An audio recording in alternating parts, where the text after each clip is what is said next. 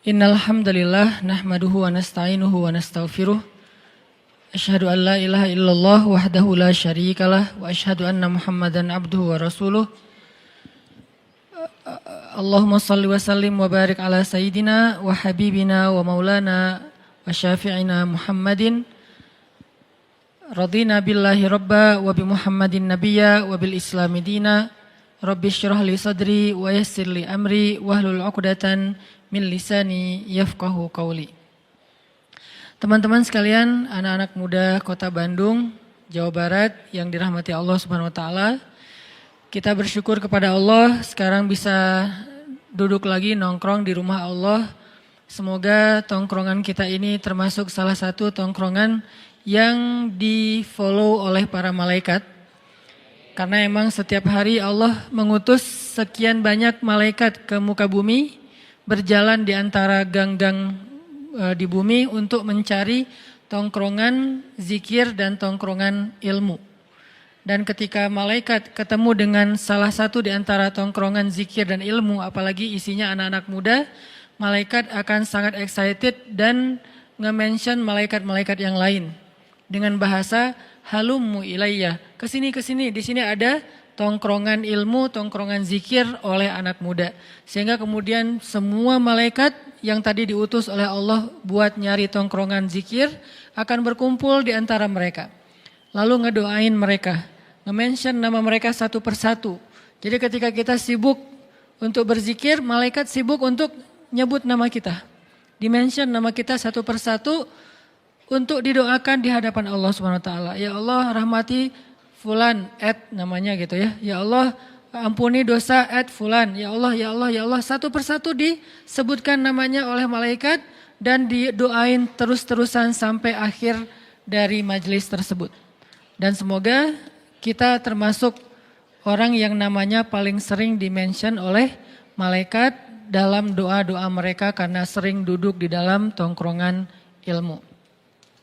Ditambah lagi kita nongkrongnya bukan di sembarang tempat, tapi nongkrongnya di rumah Allah, tempat yang paling mulia di muka bumi. Sehingga siapa yang paling sering nongkrong di rumah Allah untuk mencari ilmu, maka dia yang paling besar harapannya untuk dimudahkan Allah nongkrong di dalam surga Allah Subhanahu wa taala. Malam ini kita akan melanjutkan pembahasan ayat-ayat Al-Quran yang berkaitan dengan harapan atau bahasa Arabnya roja, bahasa Inggrisnya hope, atau kalau kita berdoa itu disebut dengan munajat.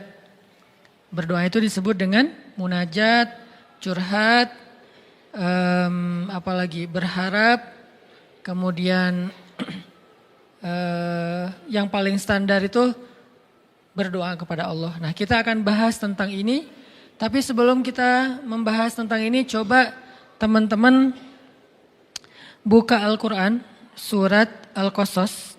Kita akan coba lihat tentang pentingnya berharap kepada Allah Subhanahu wa taala dalam kisah Nabi Musa alaihissalam. Surat Al-Qasas itu surat 28, dimulai dari ayat 14. Surat Al-Qasas surat 28 dimulai dari ayat 14.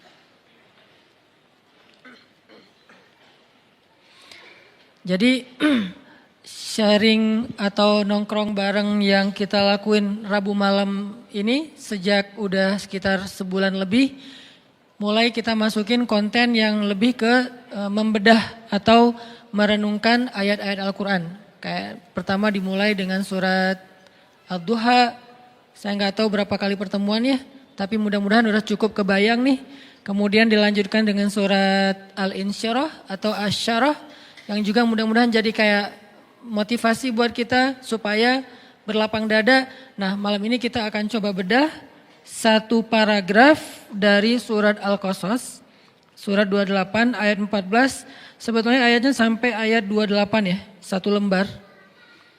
Cuman kalau kita baca semuanya waktu kita terbatas, jadi hanya baca beberapa ayat saja tentang berharap kepada Allah Subhanahu wa taala. Bahasa lainnya mungkin ar-roja atau munajat atau doa atau termasuk juga tawakul. Tawakul itu bahasa Indonesianya tawakal. Orang Arab nyebutnya tawakul, tapi kita nyebutnya tawakal. Kalau tawakal itu lebih ke kata kerja, tapi kalau tawakul itu udah menjadi sebuah kata sifat. Oke, kita baca dari mulai ayat berapa? 14. A'udzu billahi minasy syaithanir rajim. Silakan.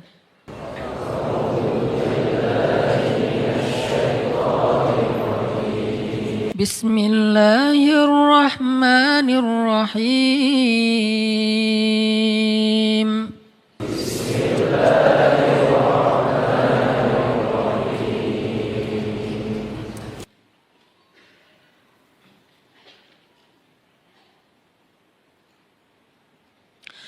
ولما بلغ أشده واستوى آتيناه حكما وعلما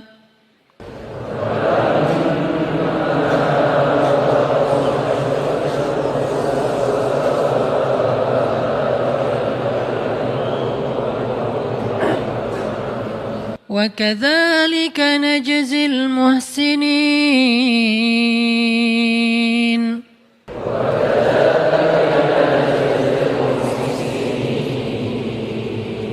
ودخل المدينة على حين غفلة من أهلها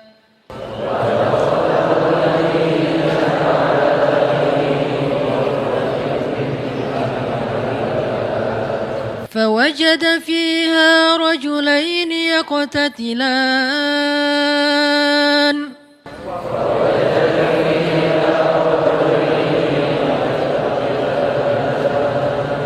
هذا من شيعته وهذا من عدوه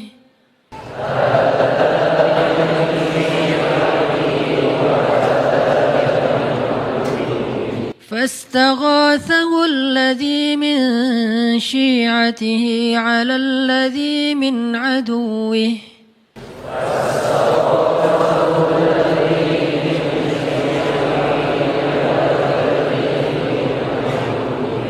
فوكزه موسى فقضى عليه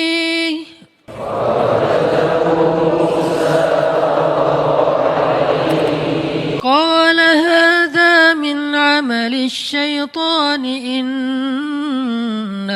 عدو مضل مبين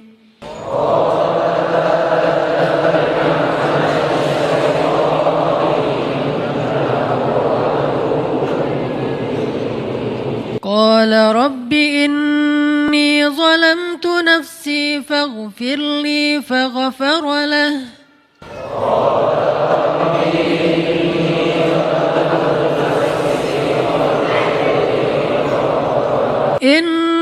إنه هو الغفور الرحيم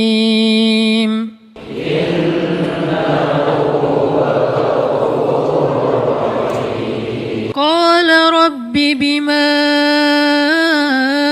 أنعمت علي فلن أكون ظهيرا للمجرمين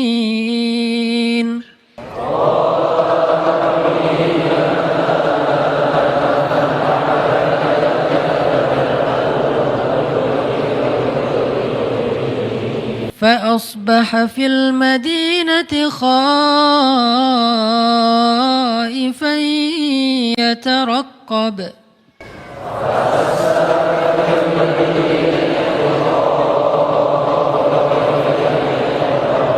فإذا الذي استنصره بالأمس يستصرخه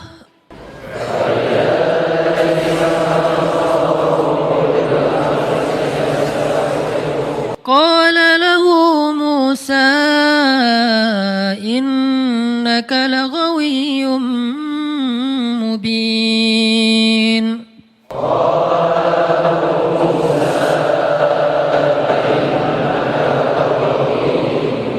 فلما أن أراد أن ليبطش بالذي هو عدو لهما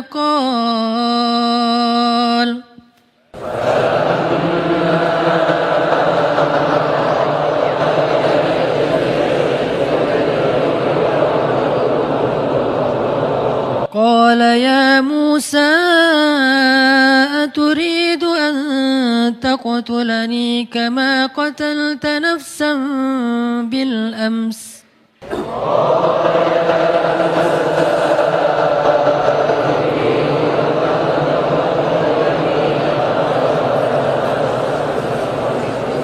إن تريد إلا أن تكون جبارا في الأرض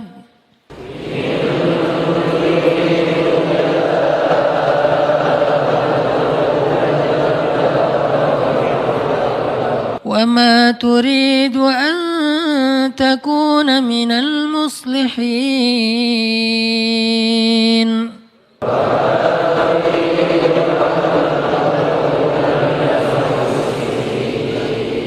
وجاء رجل من أقصى المدينة يسعى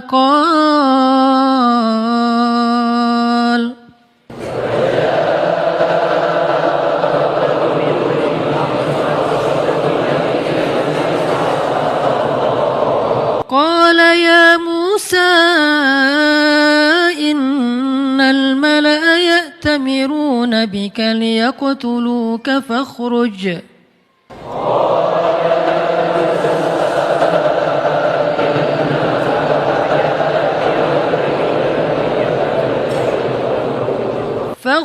إني لك من الناصحين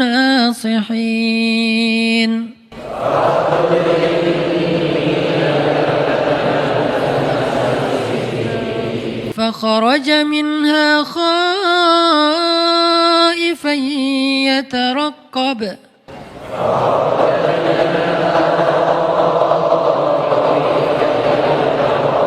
قال رب نجني من القوم الظالمين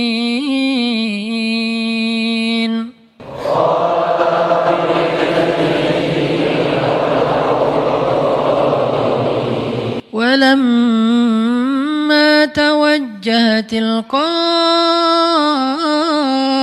مدين قال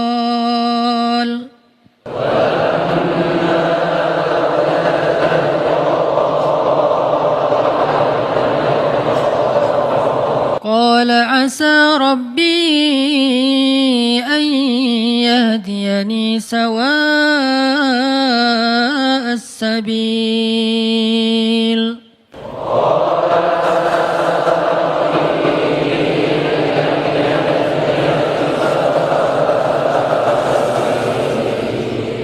ولما ورد ماء مدين وجد عليه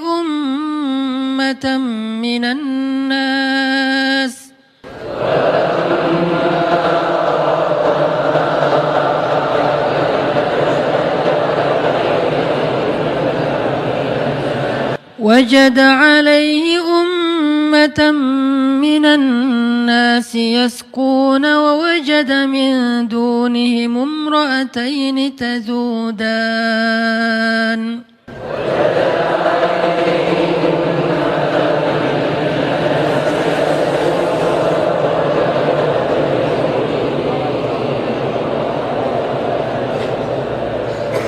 قال ما خطبكما قالتا لا نسقي حتى يصدر الرعاء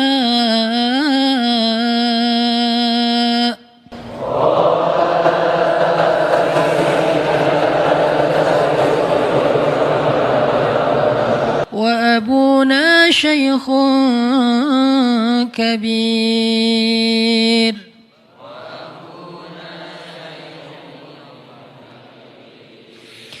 فسقى لهما ثم تولى إلى الظل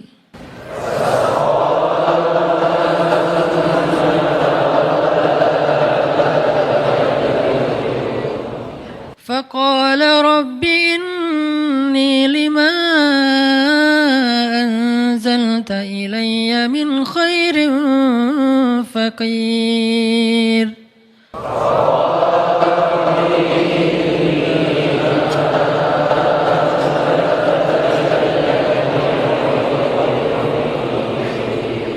فجاءته إحداهما تمشي على استحياء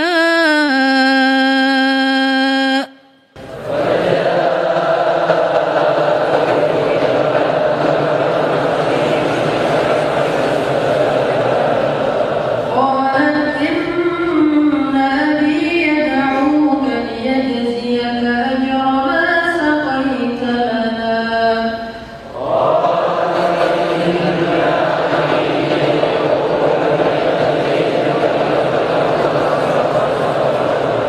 فلما جاءه وقص عليه القصص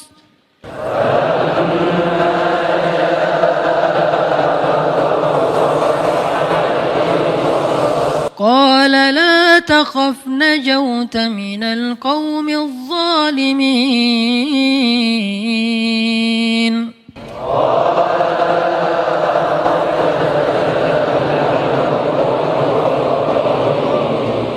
قالت إحداهما يا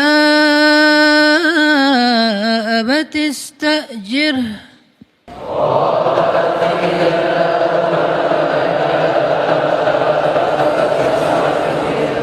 إن خير من استأجرت القوي الأمين.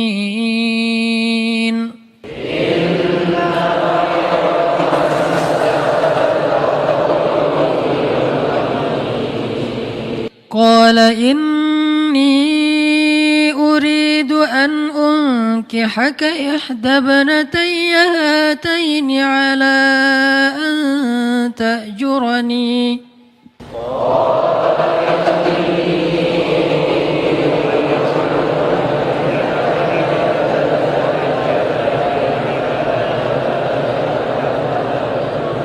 على أن تأجرني 8 حجج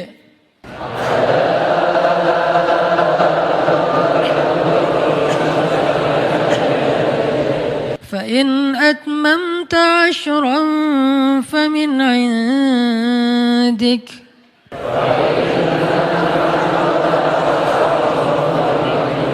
وما أريد أن أشق عليك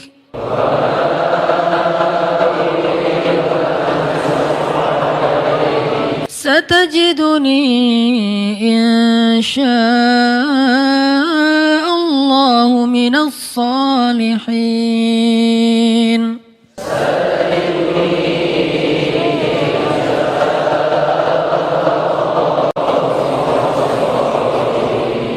قال ذلك بيني وبينك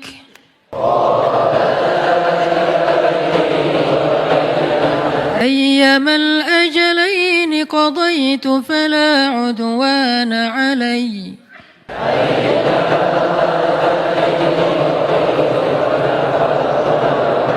والله على ما نقول وكيل.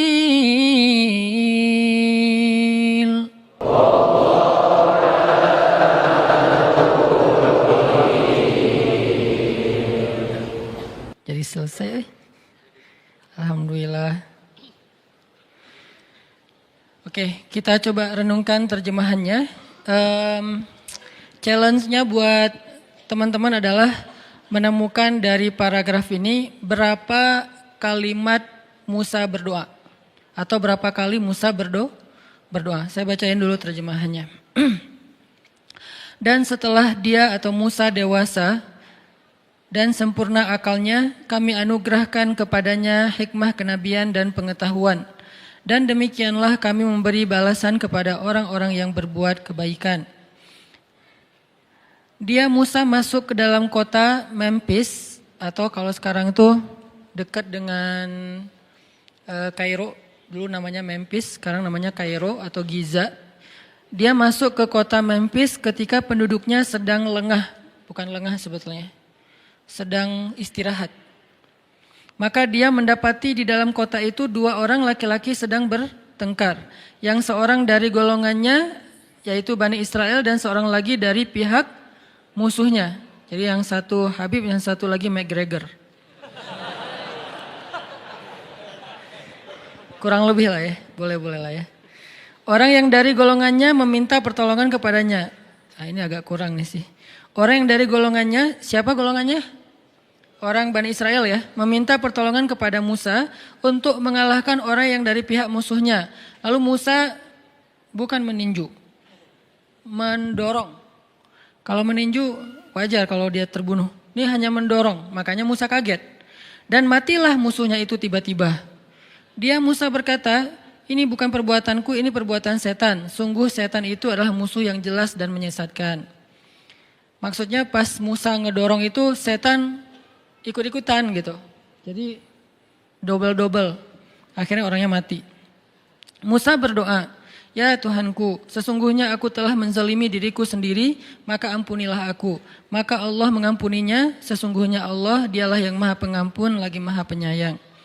Dia Musa berkata, ya Tuhanku, demi nikmat yang telah engkau anugerahkan kepadaku, maka aku tidak akan menjadi penolong bagi orang-orang yang berdosa lagi. Maksudnya, dia udah gak mau lagi nolongin orang-orang yang kayak gitu. Karena itu, dia Musa menjadi ketakutan berada di dalam kota itu sambil menunggu-nunggu akibat perbuatannya. Tiba-tiba, orang yang kemarin meminta pertolongan berteriak lagi meminta tolong kepadanya. Musa berkata kepada dia, engkau sungguh orang yang nyata-nyata tersesat. Ini terjemahannya, engkau sungguh itu bahasa kita apa? Bener ya, gitu. Kamu tuh emang orangnya aneh, nah gitu maksudnya. Bukan engkau sungguh orang yang nyata-nyata tersesat. Bener ya, kamu tuh aneh banget ya. Dari kemarin bertengkar awalnya gitu kan ya. Nah ini nih bahasanya kurang lebih kayak gitu. Kenapa dari kemarin kamu gelut terus sama orang lain gitu. Maka ketika dia hendak memukul dengan keras orang yang menjadi musuh mereka berdua, musuhnya berkata, Musa, apakah kamu bermaksud pengen mau membunuhku sebagaimana kemarin engkau membunuh seseorang? Engkau hanya bermaksud menjadi orang yang berbuat sewenang-wenang di negeri ini dan engkau tidak bermaksud menjadi salah seorang dari orang-orang yang mengadakan perdamaian. Dan seorang laki-laki datang bergegas dari ujung kota seraya berkata, wahai Musa, sesungguhnya para pejabat negeri sedang berunding tentang hukuman atas kasusmu membunuh mereka. Atas hukuman atasmu untuk membunuhmu. Maka keluarlah dari kota ini. Sungguh aku orang yang memberi nasihat kepadamu dengan jujur. Maka keluarlah Musa dari kota itu. Kota apa? Memphis, Kairo. Maka keluarlah Musa dari kota itu dengan rasa takut. Waspada kalau ada yang menyusul atau mencarinya, menangkapnya. Dia berdoa, ya Tuhanku, selamatkanlah aku dari orang-orang yang zalim itu. Dan ketika dia menuju ke arah negeri Madian itu sekarang Yordania, dia berdoa lagi, mudah-mudahan Tuhanku memimpin aku ke jalan yang benar. Lalu ketika dia sampai di sumber air negeri Madian atau Yordania, dia menjumpai di sana sekumpulan orang yang sedang memberi minuman ternak mereka. Dan dia juga melihat di belakang orang banyak itu 2 perempuan yang sedang menambat ternak mereka atau mengantri. Dia Musa bertanya, apa maksudmu dengan berbuat begitu? Bukan, apa masalah kalian? Gitu maksudnya. Kedua perempuan itu menjawab, kami tidak dapat memberi minuman ternak sebelum penggembala-penggembala lelaki itu memulangkan ternak mereka. Sedangkan ayah kami adalah seorang laki-laki tua yang sudah lanjut usia. Maka Musa pun memberi minuman ternak kedua perempuan itu, kemudian dia kembali ke tempat yang teduh lalu berdoa, ya Tuhanku, sesungguhnya aku sangat memerlukan sesuatu kebaikan makanan yang engkau anugerahkan kepadaku. Kemudian datanglah kepada Musa salah seorang dari kedua perempuan tadi berjalan dalam keadaan malu-malu. Dia berkata, ayahku ingin mengundangmu ke rumah dan memberi balasan sebagai imbalan atas kebaikanmu memberi minuman ternak kami tadi. Kemudian Musa pun mendatangi ayahnya dan dia menceritakan kepadanya kisah tentang dirinya. Laki-laki tersebut berkata, janganlah engkau takut, sekarang engkau telah selamat dari orang-orang yang berbuat zalim itu. Dan salah seorang dari kedua perempuan itu berkata kepada ayah mereka, wahai ayah, jadikanlah dia sebagai pekerja di rumah kita. Sesungguhnya orang yang paling baik yang engkau ambil sebagai pekerja adalah orang yang kuat dan dapat dipercaya.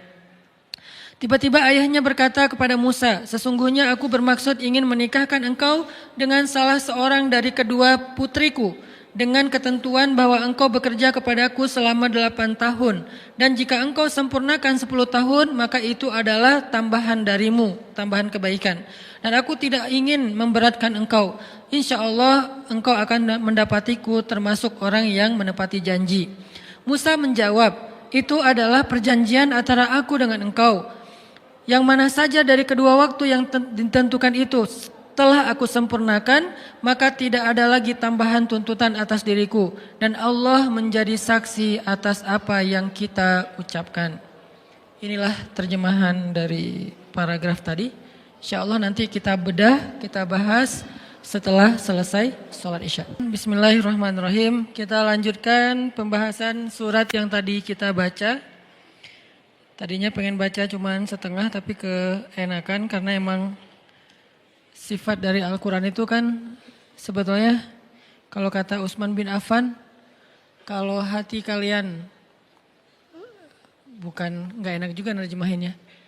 Kalau bahasa aslinya tuh kalau hati kalian bersih, maka kalian tidak akan pernah merasa bosan terhadap Al-Quran.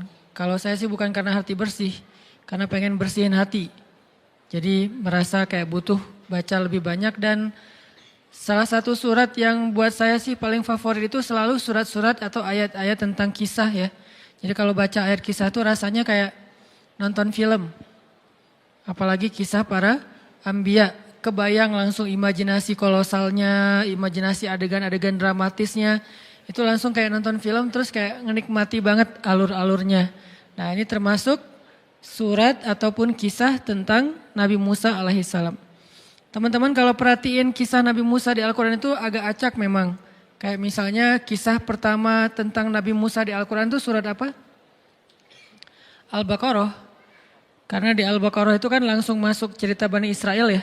Setelah cerita tentang Nabi Adam langsung Musa Bani Israel dengan Bani Israelnya. Nah, justru di Al-Baqarah itu kisah kisah Musa lebih ke episode keberapa? Udah bukan di awal-awal itu. Episode ketika Musa udah keluar dari Mesir. Justru cerita di Al-Baqarah itu ketika Musa sudah keluar dari Mesir. Kalau yang di awal-awal justru di Al-Qasas. Al-Qasas yang awalnya Musa kecil. Musa baru lahir dihanyutkan ke sungai Nil. Kemudian nanti episode keduanya yang tadi kita baca Musa remaja. Dengan kasus salah satu klimaksnya di episode itu adalah Musa apa? Klimaksnya Musa menikah. Itu klimaksnya. Dan itu penting ya. Jadi di episode kedua itu klimaksnya Musa menikah. Kalau episode pertama klimaksnya Musa dihanyutkan ke sungai Nil. Kalau yang kedua klimaksnya Musa menikah. Nanti ketiga ada di surat Toha. Ketika Musa udah nikah dan pengen balik ke Mesir ya. Terus di tengah jalan dapat wahyu untuk berdakwah kepada Firaun. Allah tunjukin beberapa bukti kekuasaan Allah. Klimaksnya adalah ketemu Firaun. Nanti balik lagi ke Al-Qasas dan Toha sama tuh mengisahkan episode tentang ketika Musa mendakwahi Firaun. Lalu nanti sampai puncaknya adalah belah laut. Nah episode berikutnya Musa setelah belah laut, setelah Mesir yaitu di Palestina yang ada di surat Al-Baqarah. Dan episode berikutnya nanti ada di surat Al-Kahfi. Musa ketika udah kayak selesai semua era-era dakwah dia, sekarang mulai mencari seseorang yang laki-laki soleh pengen belajar sesuatu yang baru lagi dari orang itu. Yaitu Musa dengan adegan Khidirnya. Puncaknya ditinggalkan oleh Nabi Khidir. Jadi adegan-adegan bersama Nabi Khidir. Jadi cerita Nabi Musa itu di Al-Quran sangat banyak. Bisa dibilang Nabi yang di Al-Quran dikisahkan paling banyak selain Rasulullah SAW adalah Musa alaihissalam. Kalau Nabi Muhammad wajar karena Al-Quran diturunkan kepada beliau. Tapi kalau Musa, beliau punya Taurat. Tapi kenapa di Al-Quran kisahnya panjang banget? Saking banyak sekali adegan-adegan yang luar biasa dari kisah Nabi Musa dan inspiring banget buat kita baca. Kalau Yusuf panjang tapi satu surat doang. Kalau Ibrahim banyak surat tapi nggak sepanjang Musa. Kalau Musa itu panjang banget. Kalau Zakaria misalnya ada di 2 atau 3 surat, nggak terlalu panjang juga lah. Maryam oke, tapi Musa lebih panjang dari mereka semuanya. Dan ini malam ini kita akan coba bedah kisah Nabi Musa alaihissalam di episode, sebutlah episode kedua, masa Nabi Musa usia remaja. Disebutkan oleh Allah Subhanahu wa taala di ayat berapa tadi teh? 14. Walamma balagha asyuddah wastawa atainahu hukman wa ilma. Ketika Musa sudah berusia asyuddah, usia cukup. Berapa usia cukup? Kata sebagian ulama, usia cukup itu adalah usia cukup menikah. Usia cukup di sini adalah usia cukup menikah. Perlu kita cari tahu berapa? Ada ikhtilaf, jadi aman ya. Ada sebagian ulama mengatakan usia cukup di sini adalah 20 tahunan. Sudah belum? Oh ya. Yeah. Berarti sudah asyuddah. Sudah cukup tuh. Jadi walamma balagha asyuddah, ketika Musa sudah berusia cukup, sebagian ulama mengatakan 20-an tahun. Sebagian yang lain mengatakan 30-an tahun. Kenapa? Karena usia 30 tahun sampai 40 tahun itu adalah usia ideal seorang laki-laki. Usia ketika bertemu 2 kebaikan pada dirinya. Pertama, secara fisik dia sudah sempurna. Kedua, secara akal dia sudah bijaksana. Kalau di atas 40 tahun mulai nih fisiknya berkurang sedikit demi sedikit. Tapi nggak langsung drastis. 40 tahun terus tiba-tiba jadi lemah, nggak juga sih. Pelan-pelan nih berkurang. Tapi idealnya bertahan antara 30 sampai 40 tahun. Setelah 40 tahun fisiknya mulai berkurang sedikit demi sedikit. Akalnya tetap sempurna. Di bawah 30 tahun fisiknya sempurna, akalnya belum sempurna. Nah, yang paling sempurna itu usia antara 30 sampai 40. Dan itulah usia Nabi Ayub ketika Allah sembuhkan. Nabi Ayub sakit sekitar usia 80 tahun. Lalu ketika Allah sembuhkan, mandi dengan air di bawah kaki beliau, tiba-tiba beliau jadi muda lagi. Mudanya beliau, kata sebagian besar ulama tafsir, adalah di usia antara 30 sampai 40 tahun. Karena itulah usia paling ideal. Dan itu juga yang menjadi patokan usia penduduk surga. Penduduk surga itu kata Allah usianya sebaya. Arti sebaya rata-rata antara 30 sampai 40 tahun. Dan itulah usia penduduk surga. Jadi kalau belum usia 30 tahun, belum sempurna syaratnya nih. Di atas 40 tahun udah agak-agak gimana gitu. Jadi usia yang ideal itu antara 30 sampai 40 tahun. Walaupun itu gak berlaku kepada semua orang. Ada orang yang usia 20 tahun tapi dia melakukan karya-karya yang bahkan orang 40 tahun belum melakukannya. Seperti Muhammad Al-Fatih. Atau kalau para anbiya itu seperti Nabi Yusuf alaihissalam, Nabi Yahya alaihissalam, Nabi Isa alaihissalam, nabi-nabi yang keren, yang masih muda-muda tapi udah dapat ilmu. Nabi Yahya itu bukan usia remaja malah. Yahya khudil kitaba biquwwah wa atainahul hukma sobiyya. Kami berikan kepada Yahya itu hukmah. Hukmah ini adalah ilmu yang banyak ketika dia masih berusia sobiyya, masih anak-anak, seusia akbar. Seusia akbar udah jadi nabi. Udah duduk depan terus kita dengerin. Seusia akbar. Yahya. Isa juga kayak gitu. Kalau Isa malah dikasih kemampuan berbicara, usia masih dalam gendongan ibunya. Cuman ngomongnya cuma sekali doang. Setelah itu udah gak bisa ngomong lagi kecuali secara normal. Artinya gak berlaku kepada setiap orang. Ada juga misalnya kayak sahabat usia belasan tahun udah memimpin pasukan yang prajuritnya itu sahabat senior. Siapa sahabat ini? Usamah bin, bukan Laden ya. Usamah bin Zaid. Siapa Usamah bin Zaid? Anaknya Zaid. Zaid itu siapa? Anak angkatnya Rasul. Walaupun kemudian gak boleh mengatasnamakan Zaid bin Muhammad. Anak angkatnya Nabi. Adegan yang terkenal dari Zaid apa? Pernah menikah dengan Zainab. Lalu bercerai, Zainab dinikahi oleh Rasul. Jadi cerita pernikahan Zainab ini agak lumayan dramatis juga. Antara Zaid dan Rasulullah gitu. Agak lumayan lah ceritanya luar biasa. Jadi anaknya namanya Usamah. Usamah usia SMP, kalau di kita sekitar 14 tahun. Usia SMP udah memimpin sebuah pasukan perang. Dia udah jadi kayak panglima militer. Anggota pasukannya, prajuritnya siapa? Umar bin Khattab, coba. Kelas-kelasnya sahabat awalun yang dijamin masuk surga, yang Rasulullah bermusyawarah dengan mereka. Siapa panglimanya? Usamah bin Zaid. Itu usianya belum asyuddah, tapi secara mentalnya, keilmuannya, kebijaksanaannya, bahkan mungkin fisiknya udah sempurna. Artinya angka di dalam Al-Quran dan hadis jangan dijadikan sebagai patokan persis. Sehingga nanti kita kayak mempermasalahkan angka, misalnya 55 kilo. Permasalahan kan enggak gitu sih. 55 kilo itu adalah gambaran ideal. Orang tergantung dengan berat tubuh. Ada yang berat tubuh dan tinggi tubuhnya. Kalau tinggi tertentu 55 jadi enggak ideal. Mungkin idealnya adalah 60. Dengan tinggi tertentu mungkin idealnya adalah 30. Anak kecil misalnya gitu. Jadi kalau 55 berarti obesitas buat anak kecil misalnya kan ya. Artinya angka 55 di situ itu angka moral of the story-nya adalah jaga penampilan, jaga tubuh kita, dan itu bukan soal berapa kilonya tapi soal menariknya di depan suami. Begitu juga tentang cerita 1000 bulan. Khairum min al-fisyahr. Lebih baik daripada 1000 bulan. 1000 bulan di sini artinya bukan dihitung 1000 bagi 12. Berarti 80-an tahun sekian. Enggak kayak gitu bahasa Arab. Bahasa Arab kaidahnya ketika nyebut angka bisa bermakna persis angka itu, juga bisa bermakna kiasan. Artinya banyak. Jadi 1000 bulan artinya lebih daripada seumur hidup kita, karena usia kita kan rata-rata antara 60 sampai 80 tahun ya.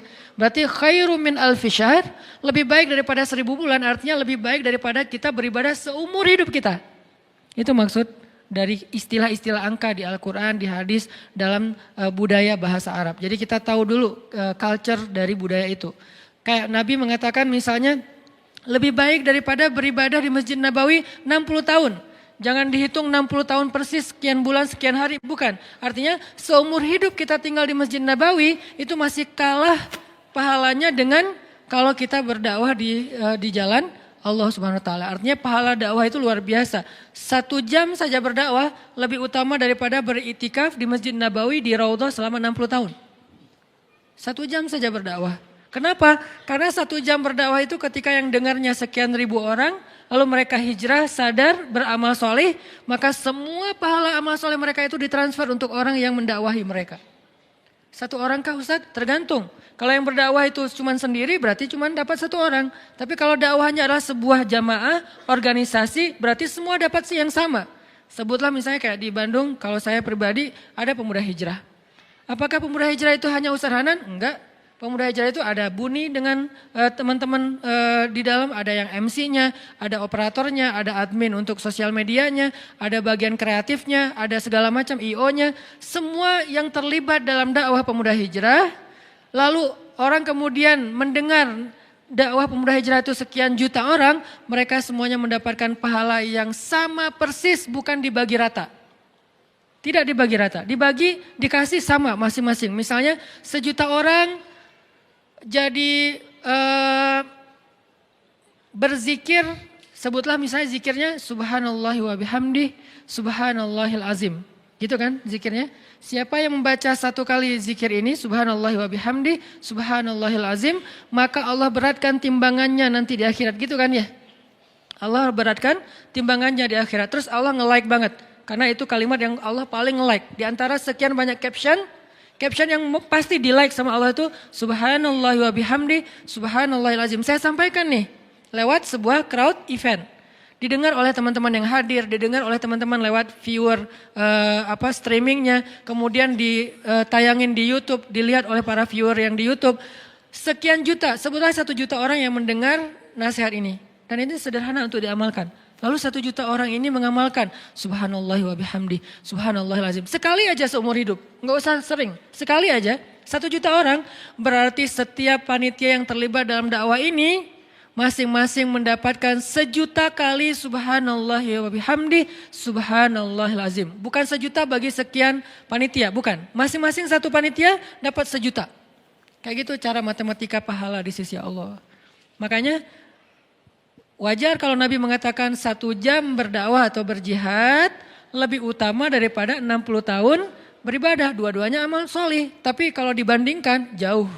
Ahli ibadah udah zikir habis-habisan, keren. Tapi kalau ada orang yang berdakwah langsung kesalib.